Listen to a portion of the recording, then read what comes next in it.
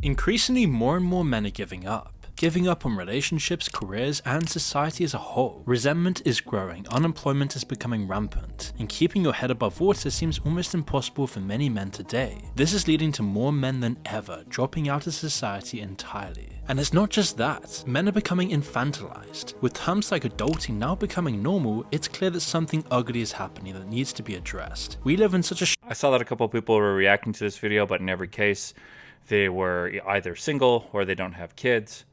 In my case, I am married for 13 years. I have 2 kids. And so my opinion, my perspective, my thoughts are going to be coming from that framing. So let's get going. I am going to give some advice here, I assume, based on what the video has to say.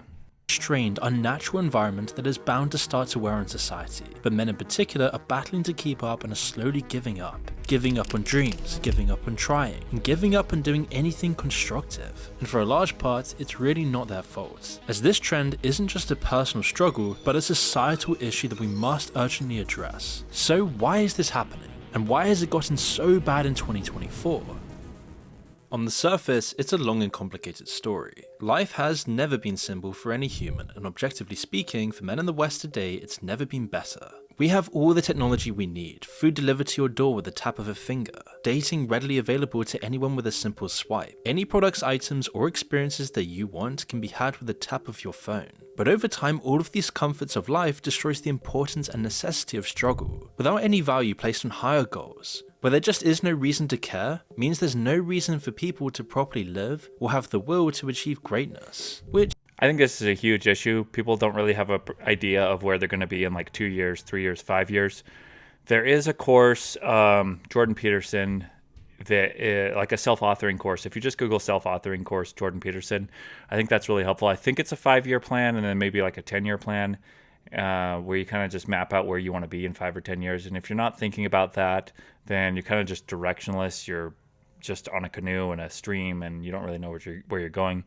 But having set goals, and it gets harder as you get older, especially when you're in like your mid-20s, because when you're growing up as a teenager, you already have kind of a course set out for you. It's like your parents want you to go to college, your parents want you to get a job, they want you to do this. But once you get to like 25, 26, 27, that's where it kind of becomes a little bit murky, especially if you haven't already like set up where you're at, what you're going to do with your life. And so then you have to kind of just reinvent yourself constantly over and over again. And I think that a course like self-authoring, for instance, or planning a 5-year plan can be helpful in giving some direction. If you're enjoying this video, please give it a like. If you enjoyed it at the end, go ahead and share it with your friends. Also, subscribe to the channel. We're trying to get to 100,000 views by the end of the 100,000 views. We're trying to get to 100,000 subs by the end of the year.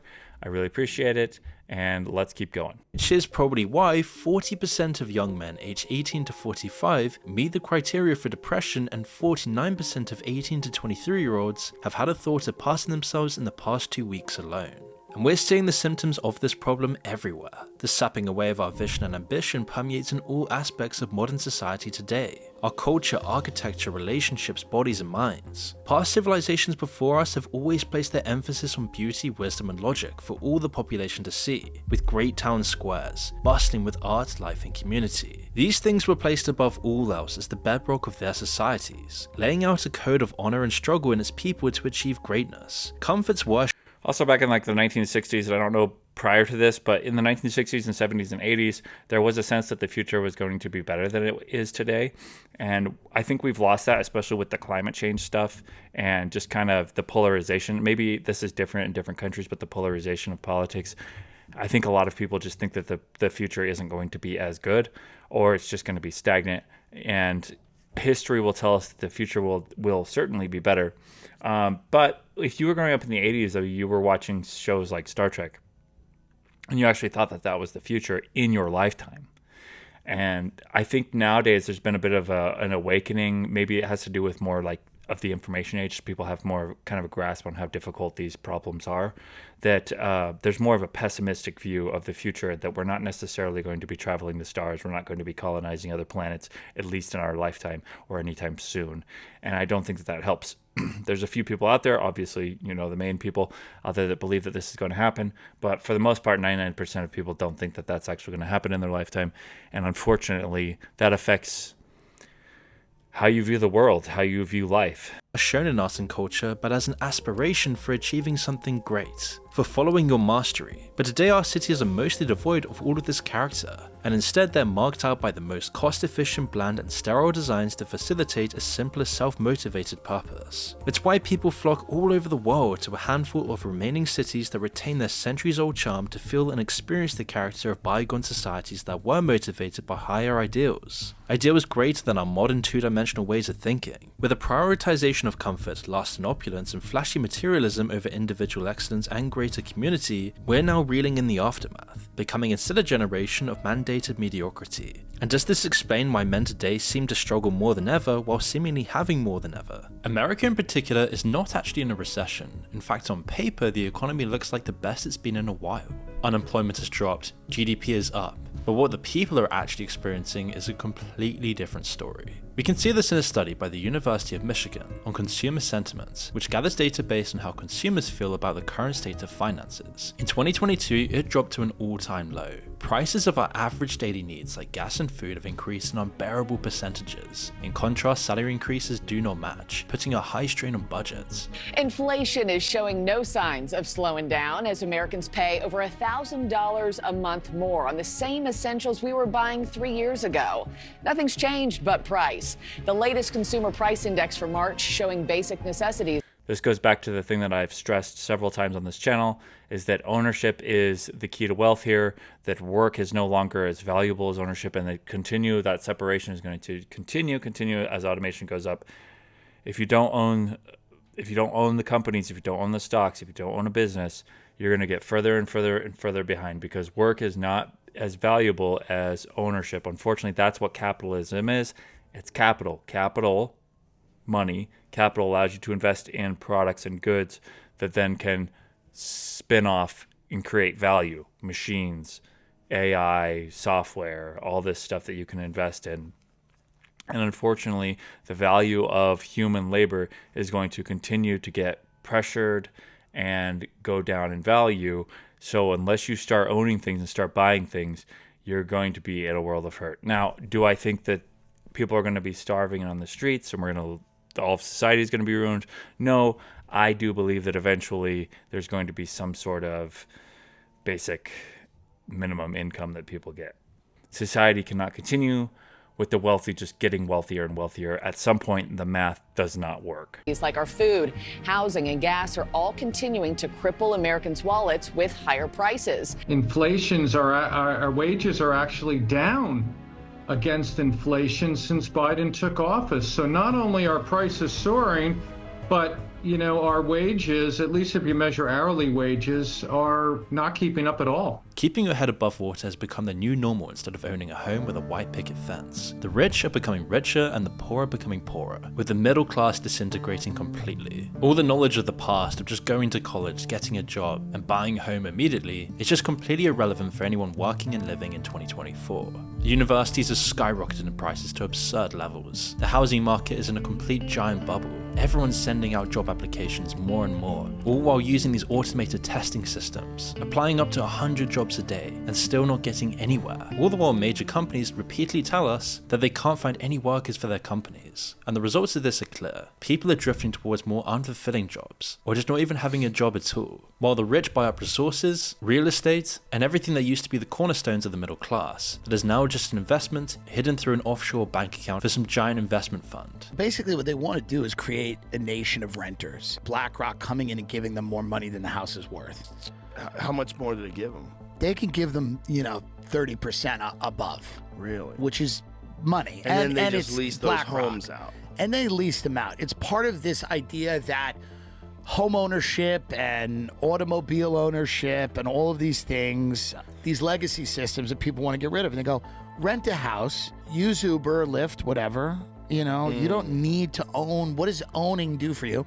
That's that famous article, you'll own nothing and be happy. Right. And because of this, all saving plans for regular people are halted because living paycheck to paycheck means there just isn't enough for a savings plan. And whilst there is still some hope to dig your way out, for most this does begin a damaged path. People end up working in a job that's not in their field, something that they hate to do every day. and eliminates the experience they need for the job in their field. And so even the experience they are getting is just completely useless for getting back on track. In effect, their now entry-level position is further deviating them from becoming lawyers, psychologists, or whichever career path they studied for. And if the middle class is experiencing this, then the lower earners are feeling this even more. The jobs they once had a chance of landing now go to the middle class, while they get hit a bump lower, which is putting millions of people in dire straits. They face working twice as hard for minimum wage, juggling between jobs, partaking in the gig economy with absolutely no security, all with an extreme pressure to keep up with daily expenses in a completely overpriced megacity. And the truth is, both middle and lower earners are now taking a huge hit to their egos. The gig economy and all these apps are completely incompatible with how we've had stuff set up in the past, with 401ks, with healthcare being attached to your employer, with Social Security, all this stuff. These I-9 employees need to be turned over to W-2 employees if we're going to continue to do things the way we've been doing them. If we're going to switch to Medicare for all, then that would change. But until we do that, we need to change how things are currently going. The other thing I should note is that this is an issue for young women as well, not just young men. They feel disrespected through no fault of their own, as no man wants to feel like a failure. They don't want to feel like they're not providing or on their destiny. Imagine putting in the hours and effort to get a degree and then having to take a job that's not even within the field you studied for. Well, this is just regular life for most people nowadays. It's making men feel incredibly depressed and isolated. They watch all this stuff on social media, they see people flexing the Rolexes on their Instagram stories. Meanwhile, they're struggling to survive, living a life they absolutely hate. And when friends and family ask about it, they suffer the humiliation of explaining why they had to take what was available. Even though it isn't humiliating at all, and they're doing what they can to survive, it definitely takes a huge effect on their mental health. Especially as it wasn't that long ago, where it was actually normal to enter the workforce with a mentor who would show you the ropes and encourage you and push you to learn more. Starting at the bottom didn't seem so bad because there was an opportunity to grow and reap more rewards, but this imperative step is slowly slipping away. Companies of prestige have forgotten the generation with no experience, and for many companies, this is what they want. This is actually the ideal scenario, where they have people so desperate, so in need of experience, that they can treat their workers like absolute trash.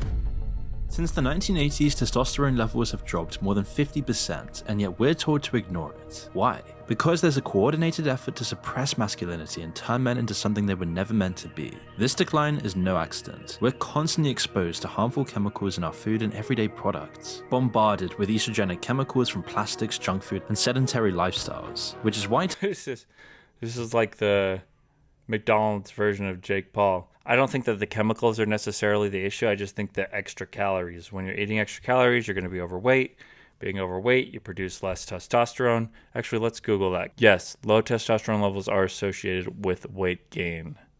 Testosterone helps build and maintain muscle mass, which helps regulate weight. When testosterone levels are low, muscle mass declines, which can slow metabolism and lead to weight gain. Okay, so is it correlation or causation? It probably feed into each other is my guess. Testosterone levels have been declining for decades, with a 17% drop among 60-year-olds in 2004 compared to 1987. Sperm count and strength in men are also decreasing exponentially, with a 32.5% decrease in mean sperm concentration in the last 50 years. But here's the good news, there are ways to fight back. Because they're jacking off all the time. The cost of having a job also plays a part in stripping them of their dignity. Transport costs to their job, depending on the amount, could take a huge chunk of their salary, so that at the end of the day, they can only pay for rent or food and not both. A government grant could replace their salaries, and they earn more or less the same amount. What's also helping to pay the bills is, as I said, the U.S. government, in particular, our disability programs for people who are unable to work. This is a great episode, great interview. I think I watched it like a couple of weeks ago, but yeah, I would definitely check it out. Maybe I'll link down in the comments to it. Programs seem to have morphed away from their original humane intention and now seem to provide an alternative income source to regular employment for several millions, for millions and millions of these guys. If a job doesn't support your basic needs of a home, food, and transport, it wears thin in justifying the effort for this job, especially if you're not getting any experience. And in most cases, if you go into the gig economy, absolutely no security either. all for minimum wage. There's even a new term called quietly quitting, where you do the bare minimum of your job to the point that you're almost rendered useless and you get fired or simply quit. The fact that this term even exists shows that attention is desperately needed to solve this problem. And while this is happening, it's becoming more and more common for both partners in a household to be living the same life, or even with most males' partners actually being the breadwinner. And whilst this isn't necessarily a problem at all, it is leading to some weird modern problems in the household. Men with families are actually switching their roles with their wives, except they're not actually doing what their wives would do if they were to stay at home. When you look at what I guess in Britain is called NEET, N-E-E-T, do you say that also in Australia, neither employed nor in education or training? When you look at that huge group of well over 6 million prime age men, the story they're telling about their lives is really pretty devastating. It's pretty distressing. They basically don't do civil society. There's almost no worship, almost no volunteering, almost no charitable work. They've got a lot of time on their hands, but they report doing strangely little help around the home or help with other people at home. Because of the situation, some men may feel a sense of worthlessness and resentment. Some men might take an hour to clean up the house and fetch the kids, but the rest of the day they sleep or play games. In some cases, the wives work and then come home to finish the chores their husbands were meant to do but didn't. And whilst this might cause huge marriage problems, it still feels better off to the husbands. If asked what they do for a living, saying they're on a break or working on a project beats the humiliation of saying they work at McDonald's with a useless degree on their back. Men without families have nothing to lose, so they stop working because no woman would even want them anyway. They can't afford to date, they can't afford a family, and since their own families are supportive, it somehow justifies them giving up. Just because you cannot currently afford a family, I don't think that that is a good enough excuse to not try and start a family. In most cases, when a woman gets pregnant, they are not currently financially able to support the child. What happens is we eventually rise to the occasion. So I think that it is a mistake to try and be perfectly set up financially to have a kid, because a lot of the times your financial stability is at the same trajectory line as when typically most people start having kids. So they're almost sequentially happening at the same time. And not only that, but it's a motivational factor. And you might say, well, that's not good. You should just be motivated to make money without having children or without having that like pressure on you. Unfortunately, that's not how humans work. Sometimes we require some sort of external force pushing us, motivating us to work harder and be better. And if you're honest with yourself, you will know that that is what needs to happen. You can't just pretend, I'm going to work hard, I'm going to make all this money because maybe in 5 years I'm going to have a kid.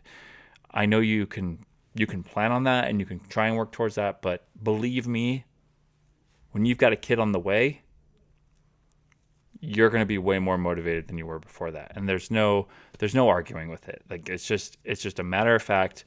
You've got a kid on the way, you will be more motivated. It's as if you're taking Adderall at that point. Up and staying at home, rather than facing these societal problems head on, with prices rising, getting hired becoming harder and harder by the day, and inequality becoming rampant within society, most men are just deciding to give up. Because instead of facing the hardships of having a job, it just seems so much easier to escape, whether it be terminally being online, playing video games all day, or hiding behind doing chores at home to show they still have a purpose and are doing their best. The point being that for many men in 2024, if they're gonna be disrespected and feel worthless, they may as well choose the easy way out than a battle. If respect had a currency on how it would affect your life directly, you would see a different picture. A man with a job with high pressure, long hours, and doing something that makes him feel degraded would be worth say $100, but staying at home playing games and escaping, all while being with the people he loves, is probably worth $200 because of how it affects him. This explains why more and more men are deciding to drop out of society rather than face it head on, as it just seems to be the easier path. If it's a choice between two paths, one that offers little satisfaction while the other provides comfort, it's easy to see why men are going this route. But the thing is, this is a terrible mistake. And this is creating problems that we've never seen before. If there is no emphasis or any facilitation of the need to aspire to something greater and the game seems rigged to most who are playing it, it's hardly a surprise record numbers of men are dropping out and giving up on the game entirely. The problem is that there's a huge group of men, roughly about 7 million in America between the ages of 25 and 55, who are not working and are actively not looking for work. Now, COVID certainly had a hand in accelerating these figures. One question posed to these dropouts was how many of these men were on pain medication, and almost half of these men admitted to taking pain medication daily. And aside from those who desperately need it, these figures could indicate that men are aimlessly numbing themselves to their new reality. And this is great for society as people don't have to deal with this huge problem. And what's even more shocking is that 40% of these men do have some kind of degree. What sort of men are in this group? Demographically, education, family structure, ethnicity, who makes up this group? Surprisingly large, representation of guys with college or even college degrees. 40% of this group has at least some college, and as I recall, about a fifth or a sixth are college grads. The decision to be in this state is closely related to changing times. We've already discussed the effects of brain rot in another upload, which disabled problem solving in Generation Z and has already presented problems in finding jobs. They are quick to quit at the first difficult task and move on to find something else, but what happens when options run dry and they find themselves simply stuck in limbo? Giving up seems to be the next step, and accepting that is easy when they're discouraged by the situation. Working off of surveys, the data compiled indicates that these men are not only not working, but they're cutting themselves off from their communities, or there's no incentivization for them to even have any community in the first place. They're hiding out because going out would mean meeting new people who might oppose their. So here's my advice. If you find yourself consuming more than you are producing, then you need to change something. If you are not learning or producing and spending as many hours doing that stuff as you do consuming, then you need to change what you're doing. Unfortunately, that's just the way things are. Most of society is going to consume. Inequality is this: 20% of the people are going to make 80% of the income. Are you going to be part of that 20%? That's up to you. If you want to get into that 20%, 15% of those people are going to be coming from people who are working hard, not people that were handed out or born into wealth.